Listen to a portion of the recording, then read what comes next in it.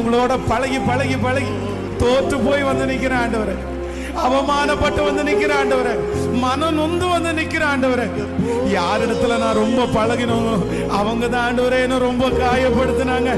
அதனால இப்ப என் கையை உயர்த்தி நான் சொல்றேன், நீங்க எனக்கு போதும், நீங்க போதும் எனக்கு. சொல்லுங்க சொல்லுங்க சொல்லுங்க பிரதர். யாருமே உங்களுக்கு இல்லாத போது இயேசுதான் உங்க கூட இருந்தாரு. அதனால சத்தத்தை உயர்த்தி கர்த்தர் வார்த்தையை எதிர்பார்க்கிறார். சொல்லிட்டே இருங்க, நீங்க போதும். ஏசப்பா கேட்கறது வாலிப தங்கச்சி, நீ சொல்லு மகள்.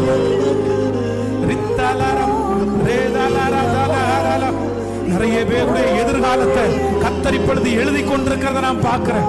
உங்க எதிர்காலத்தை கர்த்தர் எழுதி கொண்டிருக்கிறார்.